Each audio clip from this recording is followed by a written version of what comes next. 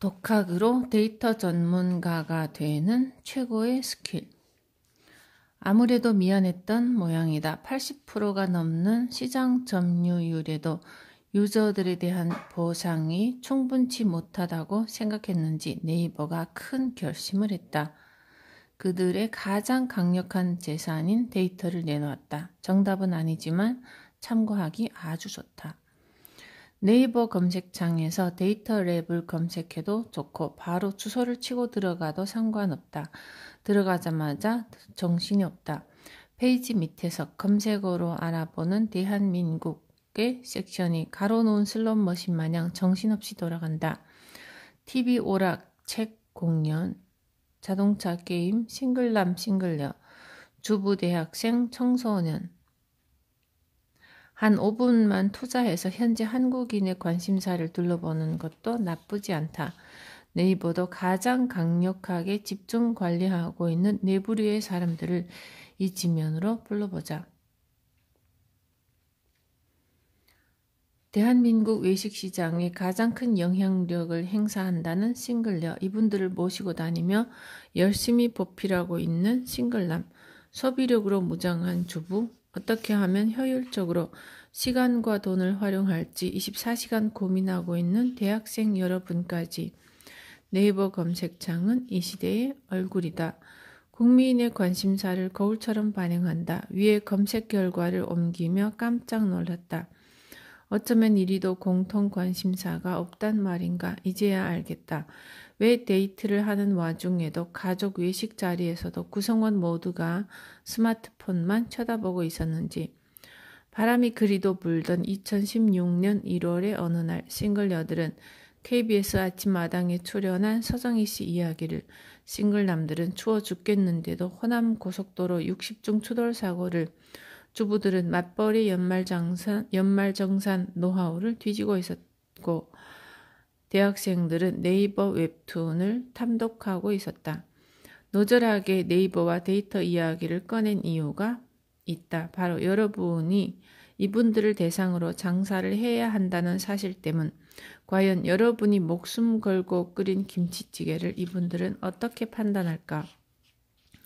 서세원의 아내 서정희, 고속도로 교통사고, 한 푼이라도 새는 일이 없게끔 연말정산 노하우를 뒤지는 주부들과 웹툰에 열광하는 대학생들이 과연 당신의 음식을 똑같이 평가할까?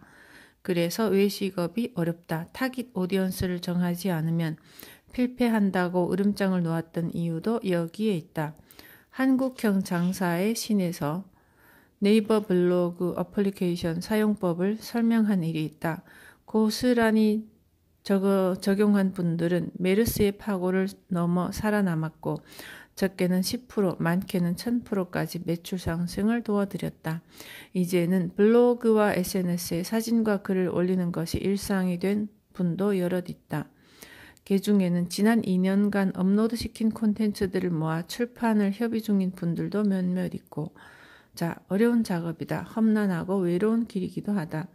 그래도 살아남고 싶다면 공짜인 네이버 데이터 랩을 적극 활용해보자. 네이버한테서 10원 한 장 협찬도 못 받으면서 이리 강조를 하는 이유는 데이터가 상당히 가치 있기 때문이다. 그럼 본격적으로 들어가 보자. 일단 사이트를 여는 것으로부터 검색어 바로 밑에 지역 통계 박스가 있고 클릭하면 큰 화면으로 넘어간다. 네이버가 보유하고 있는 데이터를 기초로 각 업종의 상대적 밀집 정도를 비교할 수 있도록 마련한 서비스다. 파란색이 짙으면 짙을수록 분포도가 높은 지역이고 100% 정답은 아니지만 중소기업청 상권 정보 시스템과 연동해서 분석한다면 좋은 결과를 얻을 수 있을 것이다. 백문이 불여일견, 직접 검색해보자. 일단 서울시 전체를 한눈에 볼 필요가 있다. 아이템은 떡볶이로 정하자. 업종별 검색 사용자 수, 분포, 바로 옆에 있는 돋보기 버튼을 클릭한다.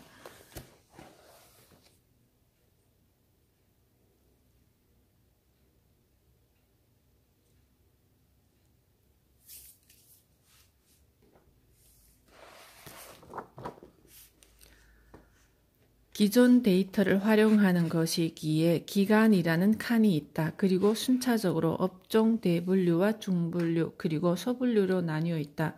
대분류는 음식점, 중분류는 분식, 마지막으로 소분류는 떡볶이를 선택한다. 이제 조회 버튼만 누르면 끝.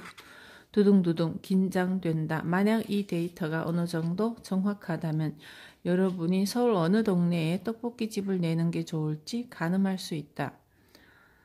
아무런 준비 없이 부동산 소개업소의 말만 믿고 덤볐다가는 2, 3개월 뒤에 쓰린 속에 소주를 부어야 할지도 모르니 크로스 체크를 해보는 것이 분명 도움이 될 것이다.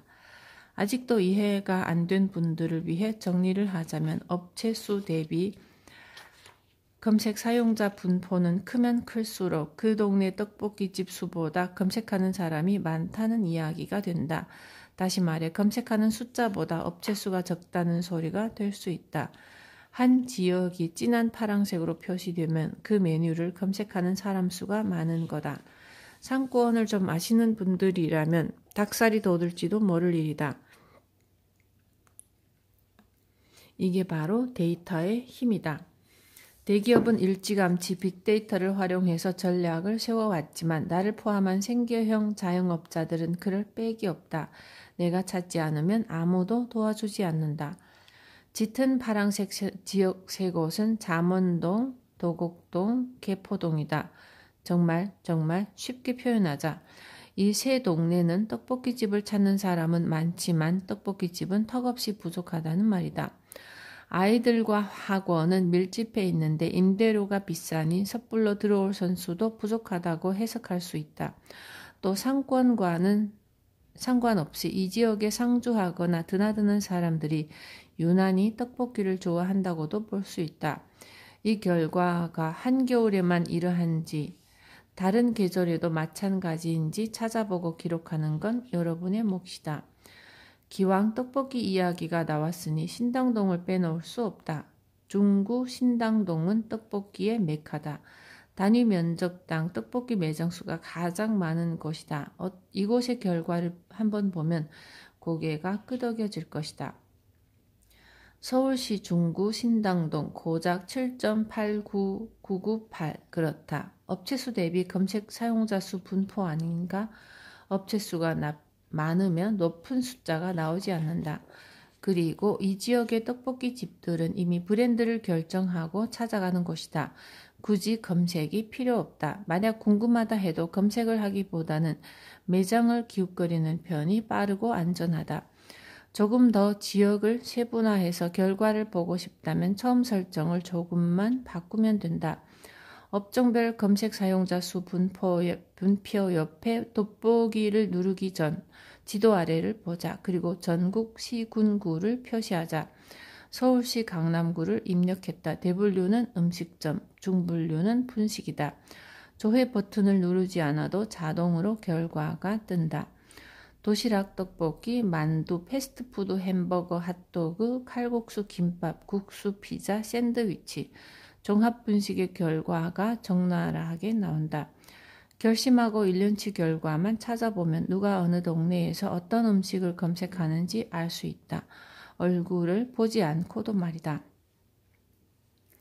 여러분은 각양각색의 예비 고객들을 대상으로 음식을 팔아야 한다. 하지만 그 다양한 고객들의 기호를 파악하기란 그리 쉬운 일이 아니다. 그러니 공부한다 생각하고 네이버의 데이터 랩을 활용해보자. 아주 재미난 결과를 얻을 수 있을 것이다. 물론 공짜다. 디테일로 차별화하고 감동시켜라. 김유진의 스페셜 코칭.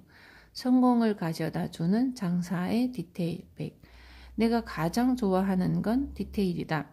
디테일이 없으면 중독이 없고 디테일이 없으면 감동은 무리이고 디테일이 없으면 경쟁이 불가능하다. 외식업자는 물론이고 사업을 하는 모든 이들이 주목할 필요가 있는 게 바로 디테일이다. 디테일은 차별화의 엔진이다. 가득 차면 든든하고 질주에 자신감이 붙고 디테일은 경쟁력이다. 경쟁자가 도저히 따라올 수 없는 경쟁력이 바로 디테일이다. 이걸 딱 100가지 준비하는 거다. 성공을 위한 장사의 디테일.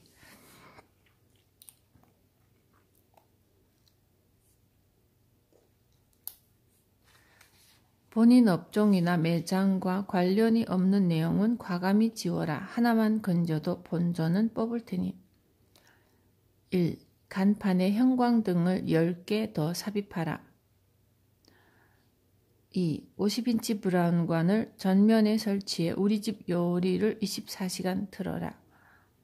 3. 장사에 도움이 되지 않는 모든 방해물을 치워라. 4. 유리창에 칼로리가 높은 사진을 가능한 크게 붙여라. 5. 터치하면 열리는 자동문을 설치하라. 6. 현관문에 고기 들어오는 시간과 식재료 납품 박스를 잘라서 붙여라. 7. 매장 밖에 스피커를 설치해 우리 집 음식 먹는 소리를 들려줘라. 8. 미남 미녀가 설명해주는 동영상 식권 자판기를 설치하라. 9. 매장에 식욕을 돋우는 방향제를 설치하라. 10. 스팀 청소기로 테이블을 닦아라. 11. 직원들의 유니폼을 최신 셰프복으로 통일하라. 날선 가위와 칼을 준비하라. 13. 메뉴판은 반드시 디자인 업체에 의뢰하라. 14. 메뉴판에 베스트셀링 메뉴를 표시하라. 그리고 해상도가 높은 사진을 큼직하게 넣어라. 15는 가치에 따라 글자의 크기를 다르게 하라. 가치는 판매가. 16. 소주 회사의 플라스틱 물병 대신 스테인리스 물통을 비치하라. 7. 생수가 아닌 직접 끓인 보리차나 옥수수차 혹은 둥글레차를 서빙하라. 18. 무침이나 비빔밥은 손님 테이블 옆에서 직접 비벼줘라. 가격이 저렴하다고 맛과 서비스까지 저렴해도 된다는 생각은 뽑아버려라.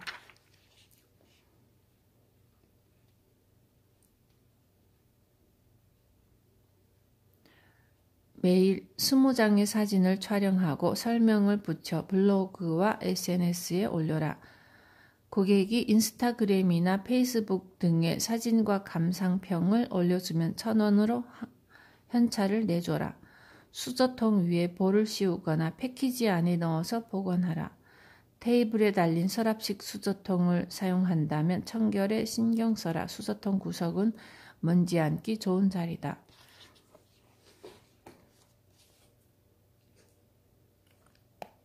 물수건에 레몬 한 조각을 끼워 내놓아라. 24. 웃는 얼굴로 인사하라. 25. 손님이 매장에 들어서면 전 직원이 안녕하세요 라고 외쳐라. 혹은 처음 발견한 직원이 인사를 하고 나머지는 복명복창하라. 카운터 앞에 사탕 대신 직접 만든 뻥튀기 과자를 제공하라. 누룽지를 튀겨내면 금상첨화. 계산을 마친 고객에게 책갈피라도 좋으니 선물을 준비하라. 전단지에는 실물 사이즈의 요리 사진을 넣어라. 메뉴판에 직원들의 이름을 적어 넣어라. 교회나 절, 성당에 갈 때의 복장과 헤어스타일을 고수하라. 31. 여자 화장실에 생리대를 준비하라.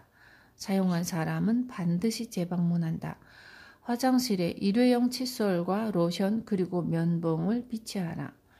남자 소변기 위와 여자 화장실 문에 이 디테일백을 붙여라. 다른 건 다 아껴도 디자인에는 투자하라. BI, 간판, 파사드, 메뉴판. 직원들의 휴대폰을 한데 모아놓고 그 사실을 고객들에게 알려라. 영업시간에는 고객님만 생각하겠습니다.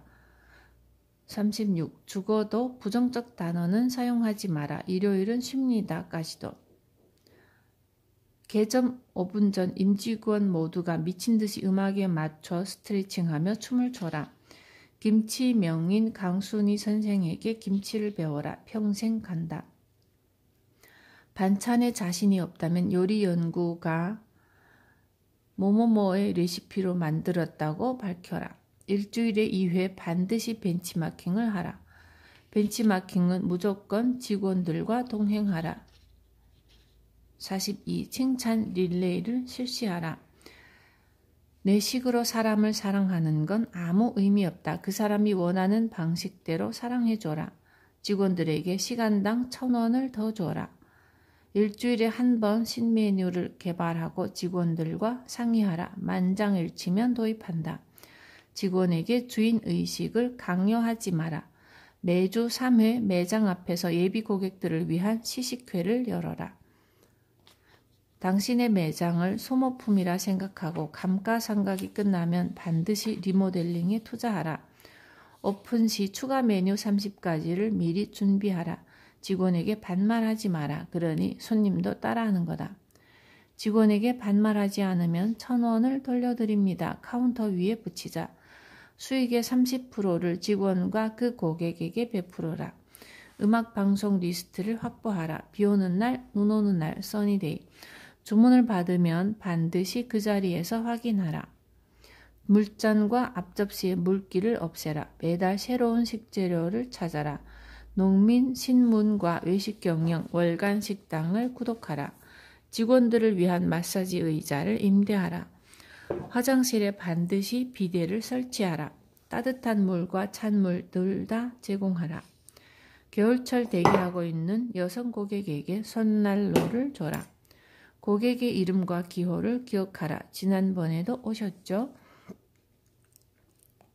옷을 받아줘라. 단골들만의 숟가락과 젓가락통을 마련해줘라. 잔도는 신권으로 준비하라. 테이블마다 휴대폰 충전기를 설치하라. 테이블과 메뉴판에 와이파이 비밀번호를 공개하라. 스탠드 옷걸이에 개별 옷걸이를 준비하라. 그래야 구겨지지 않는다. 69. 평범한 딩동벨을 사랑합니다로 바꿔라. 고깃집에는 안경 세척기를 놓아라.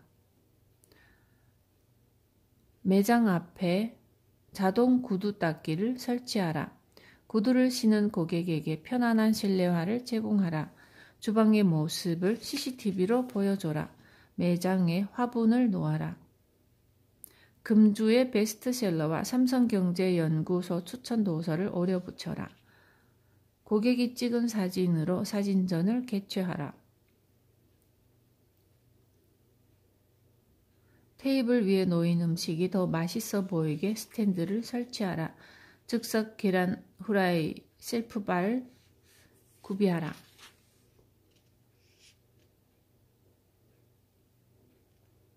더러워진 소주회사 앞치마 대신 일회용 앞치마를 제공하라. 최대한 섹시한 포장 용기와 백을 준비하라. 우산을 빌려줘라. 쿠폰에 빙고 게임을 도입하라. 고객 전용 컵을 비치하라. 아기와 어린이용 메뉴와 음료를 만들어라. 싸구려 이쑤시개 대신 치실을 준비하라. 면 집는 젓가락은 홈이 있는 나무 젓가락으로 바꿔라. 미끄러운 면을 스테인리스 젓가락으로 먹으면 당신도 짜증이 날 것이다. 테이블에 냄비 뚜껑 받침대를 올려놓아라.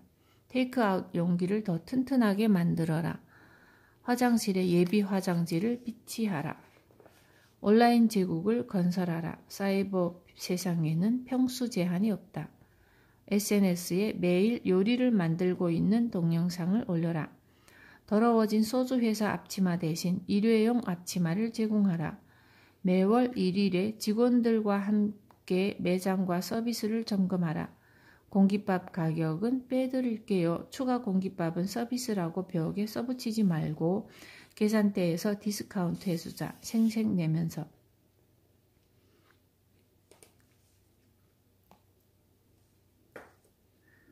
고객의 신발을 책임져라. 고객의 신발이 없어질 정도로 손님이 많고 정신이 없다면 당신은 이미 부자이다.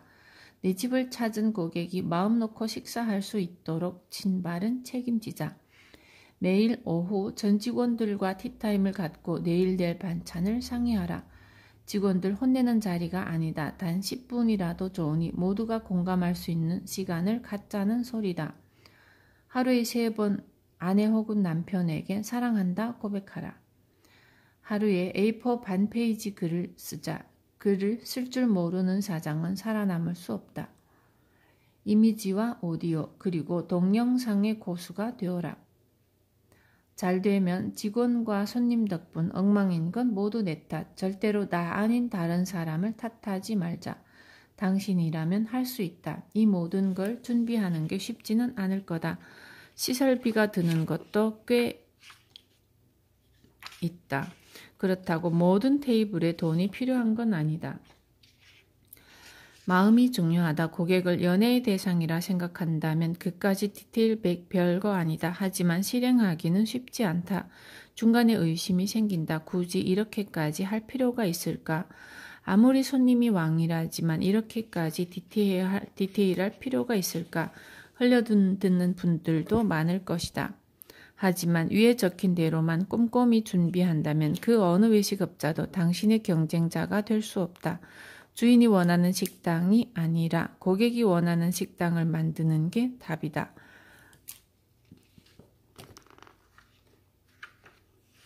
이건 의외로 간단하다.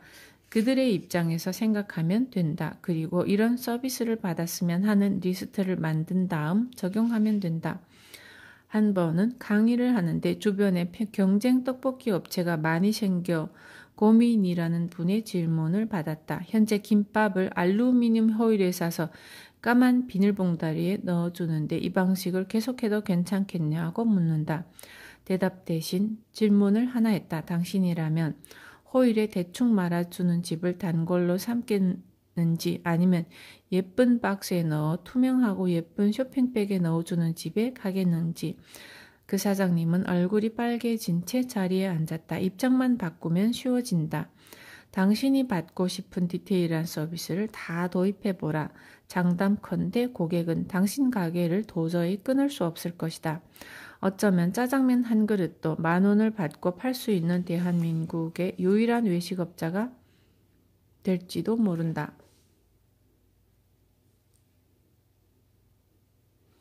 전략 7. 스토리텔링. 사연을 만들어라. 단점을 없애기보다 장점을 키워라. 매 강연 때마다 거르지 않고 트는 동영상이 있다. 비누로 유명한 도브의 캠페인 광고이다. 미국 최고의 몽타주 전문가가 가림막 뒤에 있는 여인의 이야기를 들으며 그림을 그린다. 여성은 차분히 자신의 모습을 이야기한다. 머리 스타일은 어떻고, 이마는 튀어나왔는지, 눈의 색깔과 모양, 코의 생김새, 입, 턱, 볼, 광대, 귀. 전문가는 담담하게 그녀의 이야기를 따라간다. 그림이 완성되면 주인공인 여성이 자리를 뜬다. 대신 빈자리를 다른 여성이 채운다. 이 여성은 목격자이다. 주인공 여인을 처음 만난 사람이다. 그리고 대화를 나누며 아주 약간의 친분을 쌓았다. 그게 전부다. 곧이어 목격자의 진술이 시작된다. 주인공 여인이 어떻게 생겼는지 가림막 저편의 화가에게 조목조목 설명한다. 앞서 주인공이 했던 그대로 같은 여인을 그린 또 한 장의 몽타주가 완성되었다. 주인공의 설명을 따라 그린 그림과 목격자의 관찰을 통해 완성된 2장의 그림. 잠시 후 목격자는 떠나고 주인공이 그림 앞에 선다. 그녀의 눈앞에 2장의 그림이 있다. 침묵이 흐른다. 주인공은 입술을 깨문다. 분명 자신의 모습이건만 두 그림은 닮아 있지 않다. 아니, 전혀 다른 사람이다. 한쪽엔 신경질적인 못난이가 있는 반면 바로 옆에는 지적인 중년 여성이 그려져 있다. 주인공은 자신의 단점을 많이 부각시켰지만 목격자는 객관적인 그녀를 묘사했다. 목격자의 그림이 훨씬 더 그녀를 닮아 있다. 사람들은 대개 자기 외모의 단점을 아주 잘 알고 있다. 그림 속에도 은연중에 묻어난다. 헌데 오늘 처음 주인공을 만난 목격자는 그저 그녀의 생긴 그대로를 설명했을 뿐이다. 우리의 주인공이 눈치를 챈 모양이다. 눈가가 촉촉해진다. 마지막에 이런 문장이 하나 뜬다. 당신은 당신이 생각한 것보다 아름답습니다.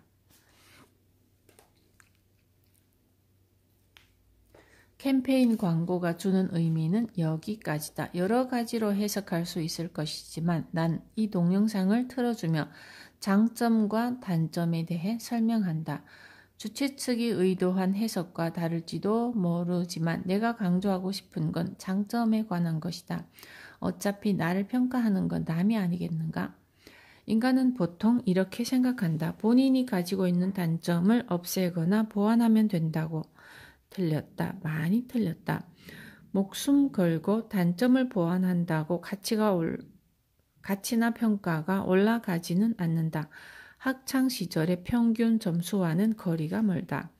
국어, 영어, 수학 중 앞에 두 과목은 잘하는데 수학이 약한 학생이 있다 치자. 국어와 영어는 90점을 맞고 수학은 60점을 맞았다. 총점은 240점.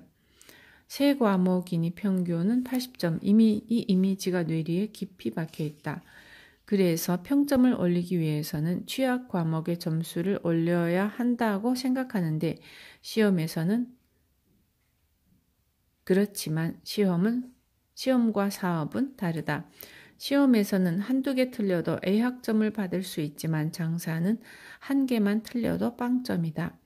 근사한 한정식집 물수건에서 쉰내가 난다. 2+ 등심집 찬에서 쇠수세미 조각이 나왔다. 이쑤시개를 쓰는데 화공약품 냄새가 난다. 테이블 위에 김치국물이 한 방울 떨어져 있다. 깍두기에서 머리카락이 나왔다. 간판 조명 하나가 꺼져 있다. 숟가락과 젓가락에 낀 기름때 때문에 미끄럽다. 계산하는데 사장이 눈도 안 마주친다. 단 한 문제만 고객이 원하는 정답에서 벗어나도 최악의 평가를 받는다. 그래서 장사가 어려운 거다. 사실 평균 80점이면 나쁜 점수는 아니지만 나라면 단점을 없애는 것도 좋지만 장점을 극대화시키는데 힘을 쏟겠다. 내가 가진 장점을 극대화하면 일단 고객 만족도가 높아진다. 위에서도 언급했지만 단점을 보완하면 평균은 올라가지만 국어와 영어 성적이 오르는 것은 아니다. 기껏해야 최고점이 90점이라면 고객은 당신을 아무리 좋게 보아도 90점짜리로 평가한다. 여기서 차이가 생기는 거다. 어느 고객이 만점에서 10점이나 부족한 업소를 선택하겠는가? 만약 있다면 그건 가격 때문에 용서할 수 있는 유일한 경우이거나 주인장의 미모에 빠져 딴 마음을 품고 있는 음흉한 고객 정도일 게다. 그러니 이제부터라도 장점을 강화하는 데 집중하자. 그래서 최고점이 90점짜리인 그냥 식당이 아니라 누구라도 인정을 하고 고개를 끄덕일 수밖에 없는 만점자가 돼보는 건 어떨까? 물수건 사이에 레몬을 끼워주자. 이쑤시개도 친환경 제품으로 바꾸고 테이블은 스팀 청소기로 닦아주자. 칙칙 소리를 내며 수증기를 뿜는 외식업소는 아직 없는 걸로 알고 있다. 고객 머리에는 위생적이라는 단어가 단박에 떠오를 것이다. 눈을 감고 상상해보라. 홈쇼핑에서 팔고 있는 칙칙이 스팀 청소기로 테이블에 김을 쏘고 마른 걸레로 닦아준다. 당신이 최초가 되는 거다. 간판과 매장 조명은 눈곱만큼만 어두워져도 당장 교체하자. 박물관이나 공연장 조명이 시원찮아 작품 감상에 방해가 되었다면 여러분은 가만히 계시겠는가? 어린 반푼어치도 없는 소리다. 환불해달라고 주저앉을지도 모른다. 그런데 왜 여러분과 스태프들이 공들여 만든 작품을 감상하는 여건에는 인색한지 모르겠다. 좋아 보이는 것을 더욱 좋아 보이게 만들기 위해 최대한의 노력을 기울이자. 그렇다고 눈에 보이는 단점을 그냥 내버려 두자는 소리는 아니다. 장점을 찾다 보면 자연스레 단점들이 거추장스럽고 창피하게 느껴지게 마련. 두 작업은 동시에 진행되어야 그 의미가 커진다. 암튼 이제 눈치채셨을 테니 망설이지 말고 장점을 찾아라. 그리고 그 장점이 도드라질 수 있게 대놓고 자랑하자. 만약 장점을 살리는 데 방해되는 요소가 있다면 그것이 사람이든 공간이든 제도든 환경이든 가차없이 제거해버리자. 기억하시라. 고객은 아주 까칠한 심판관이다. 최고점을 받지 못하면 우승은커녕 다시 무대에 설 수 있는 기회마저 박탈당하고 만다. 이들의 눈을 현혹시키고 사로잡을 개인기를 발굴해서 100번이고 1000번이고 단련하자. 매일 만나는 심판들에게 어디에서도 볼 수 없는 트리플 엑셀 연기를 선보일 수 없다면 차라리 은퇴하는 게 낫지 않을까? 생존의 마지노선, 매출 계획.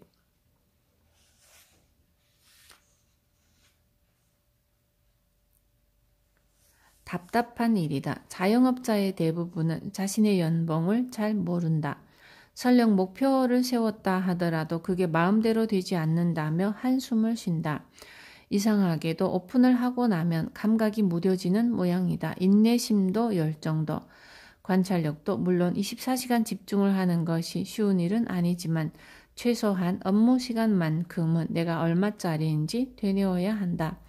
그래야 긴장의 끈을 놓지 않는다. 고수와 하수의 차이는 여기서 드러나는데 내가 얼마짜리인지 아는 사람과 그렇지 않은 사람, 당신은 얼마짜리 자영업자인가?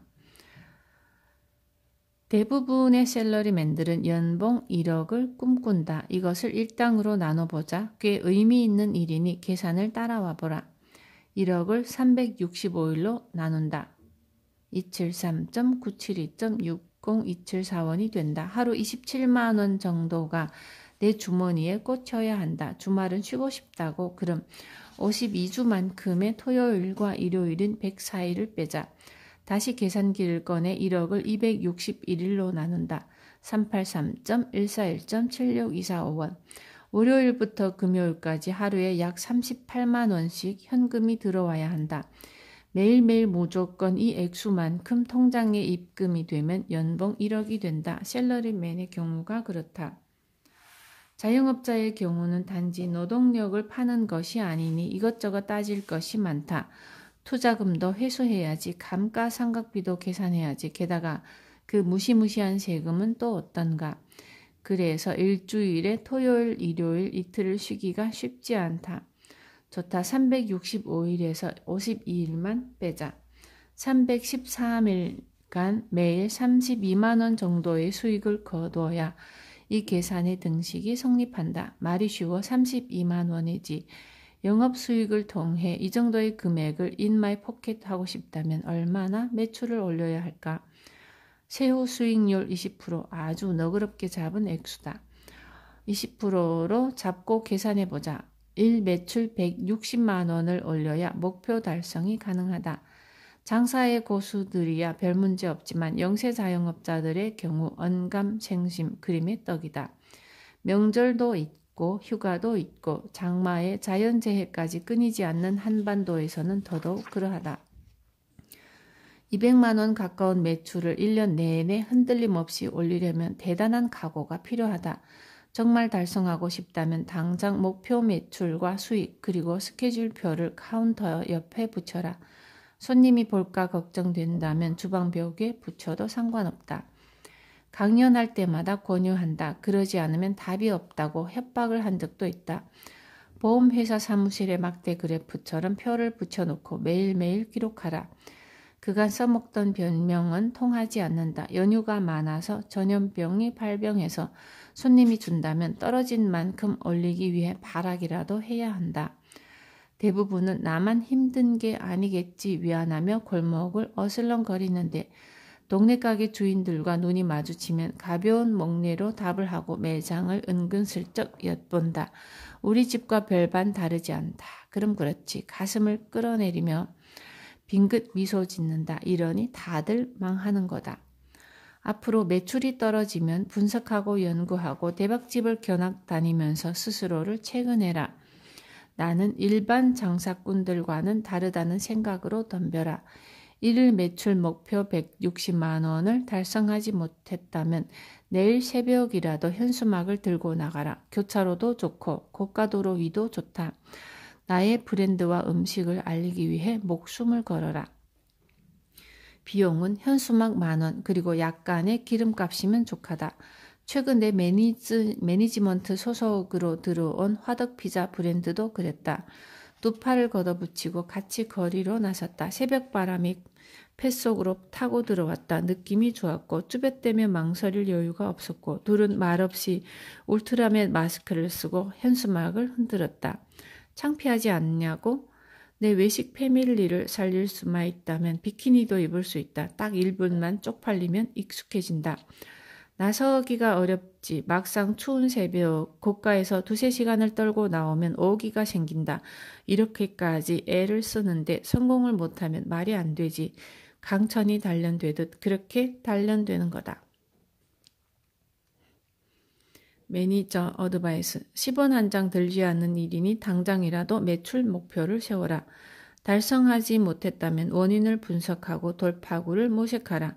어영부영 넘어가지 말고 내 소속 멤버들 중에는 그날 매출 목표를 달성하지 못하면 귀가하지 않고 매장에서 슬리핑백을 꺼내놓고 잠을 청하는 이도 두어있다. 남들은 돈독이 올랐다고 심하다고 손가락질하지만 내 생각은 다르다. 그런 강인한 다짐이 있어 매일매일 발전하는 거다. 세세하게 기록한 일지가 있어서 출판으로까지 연결을 진행 중이다. 얼마 지나지 않아 이 둘은 밥장수에서 저자로 변신하게 된다. 강연도 다니고 신문과 잡지에 인터뷰도 나오겠지. 그날이 오면 스스로를 기록하게 될 것이다.